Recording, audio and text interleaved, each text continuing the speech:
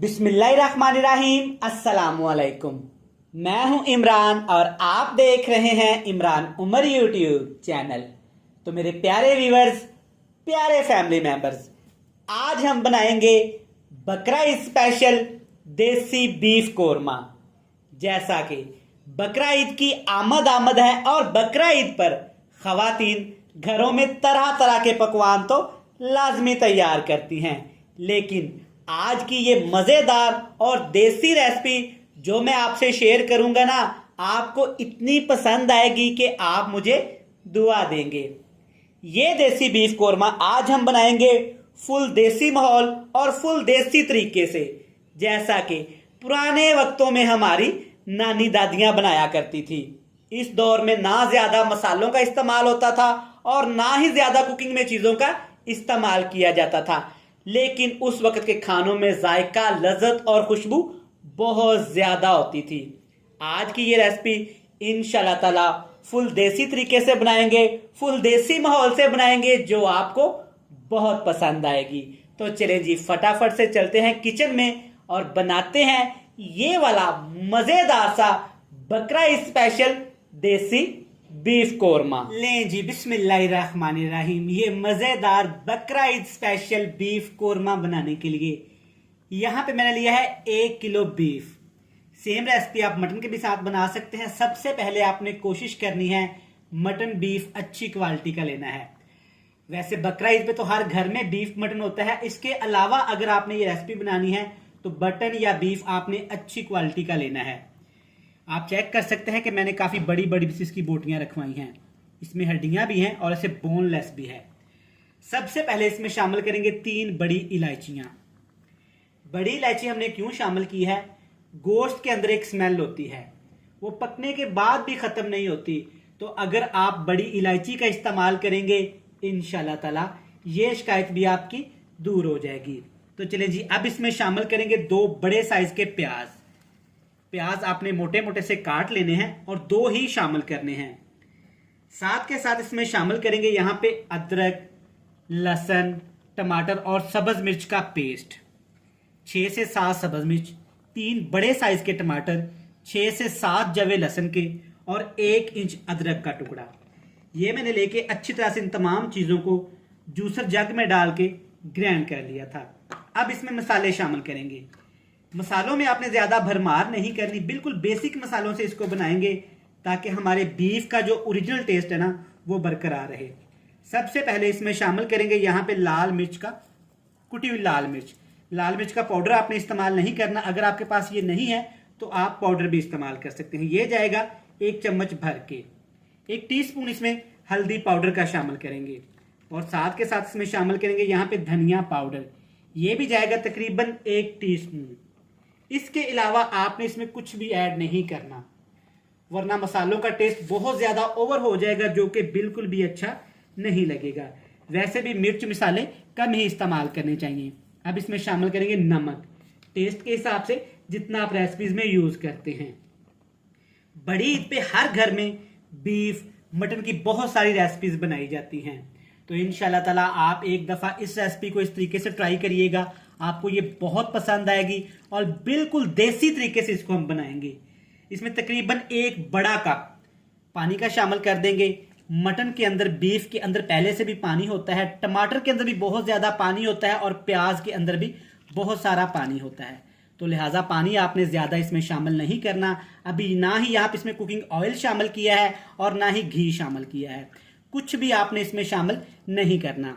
चम्मच की मदद से आपने अच्छी तरह इसको ऐसे मिक्स कर देना है ताकि तमाम चीजें पानी के अंदर अच्छी तरह से इस तरह से मिक्स हो जाएं। अब आपने इसके ऊपर कवर लगा देना है। जल्दबाजी बिल्कुल भी नहीं करना। हम क्या करते हैं कि ओवर इसको कुकिंग कर देते हैं। ओवर कुकिंग से मुराद कि आग का फ्लेम हाई कर देते हैं।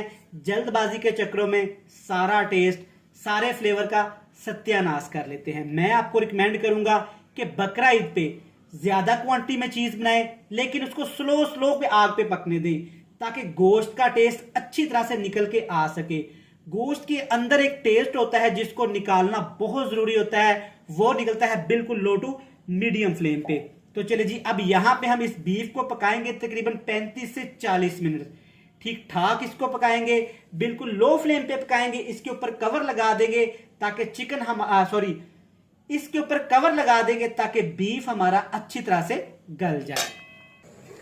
ले जी, यहाँ पे एक दफा अपने बीफ को हम लोग चेक कर लेते हैं। बीफ को यहाँ पे मैंने ठीक ठाक पकाया है तकरीबन 40 से 45 मिनट, और आग का फ्लेम मैंने 1 मिनट के लिए भी हाई नहीं किया था। अल्हम्दुलिल्लाह इतनी ज़बरदस्त और मज़ेदार सी खुशबू आई है ना, यकीन करें लफ्ज़ों में मैं बयान नहीं कर सकता। और यहाँ पे चेक करें आप, हमारा ये बीफ भी अच्छी तरह से टेंडर हो चुका है, गल चुका है अल्हम्दुलिल्लाह।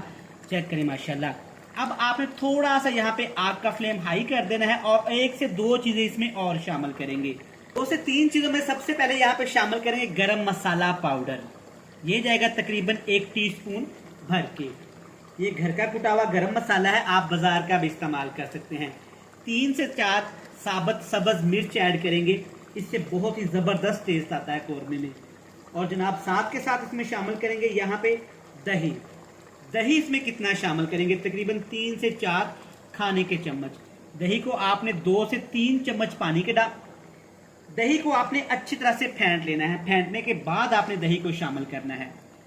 पुराने वक्तों में लोग क्या करते थे, उस वक्त में आप जानते हैं फ्रिज वगैरह नहीं होते थे और ना ही ज्यादा मिर्च मसाले होते थे। वो लोग एक बड़े से देचके में बेसिक तरीके से मिर्च मसाला हल्दी डाल के कोरमा तैयार कर लेते थे, जिसको वो तकरीबन बहुत दिनों के लिए इस्तेमाल करते थे। या तो वो गोश्त को उबाल के रख लेते थे या पका के रख लेते थे। अब आपने क्या करना है कि आग का फ्लेम हाई कर देना है और अच्छी तरह से इस बीफ की हमने भुनाई करनी है, ताकि जो हमने दही शामिल किया है उसका पानी अच्छी तरह से खुश्क हो जाए और गरम मसाले का फ्लेवर अच्छी तरह से बीफ में आ जाए। चलें जी माशाल्लाह, आप चेक कर सकते हैं कि यहाँ पे दही का पानी भी काफ़ी हद तक खुश्क हो गया है। आपने बीफ को अच्छी तरह एक दफ़ा मिक्स कर देना है। जल्दबाजी में कभी भी आपने बकरा ईद की ये रेसिपी नहीं बनानी, वरना अच्छी नहीं बनेगी। मैं आपको रिकमेंड नहीं करूँगा कि आप इसको तेज़ फ्लेम पे बनाएं या प्रेशर कुकर में बनाएं। इस तरह से बनाएं, आपको बीफ का ओरिजिनल टेस्ट मिलेगा इंशाल्लाह ताला। अब इसमें बहुत थोड़ा सा कुकिंग ऑयल शामिल करेंगे। पुराने वक्तों में कुकिंग ऑयल या घी का इस्तेमाल नहीं किया जाता था, चर्बी के अंदर ही वो पकाते थे। लेकिन मैं इसमें थोड़ा सा यहाँ पे कुकिंग ऑयल शामिल करूँगा, तकरीबन आधा कप, क्योंकि जनाब आजकल मॉडर्न सा थोड़ा दौर हो गया, तो घर वाले जब तक कुकिंग ऑयल शामिल ना करें कोई चीज़ खाते ही नहीं है। आधा कप मैंने कुकिंग ऑयल शामिल कर लिया है। खूबसूरती के लिए इसमें शामिल करेंगे कटा हुआ सब्ज़ धनिया। सब्ज़ धनिया के पत्ते इस्तेमाल करेंगे।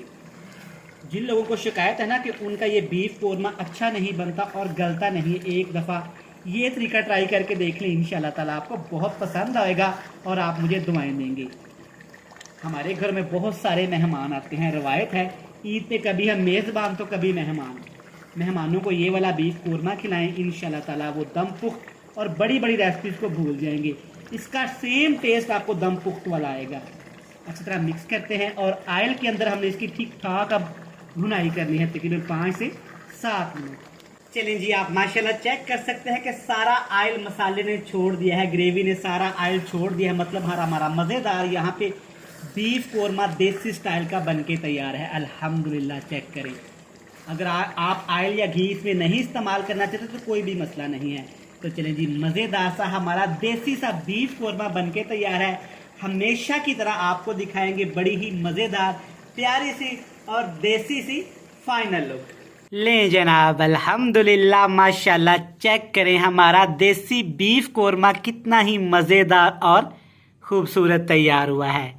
इस बकरा ईद पे इस स्पेशल रेसिपी को ज़रूर ट्राई करिएगा, इंशाल्लाह ताला आपको बहुत पसंद आएगी। वीडियो अच्छी लगे जल्दी से चैनल को सब्सक्राइब भी कर लें, बेल आइकन को प्रेस भी कर दें। जी जनाब, प्यारे प्यारे फ्रेंड्स एंड फैमिली मेम्बर के साथ शेयर भी कर दें। कल फिर मिलेंगे नई और मज़ेदार वीडियो के साथ। तब तक इमरान उमर को दीजिएगा इजाज़त। ढेर सारा प्यार, दुआओं में रखिएगा याद। खुदा हाफिज़।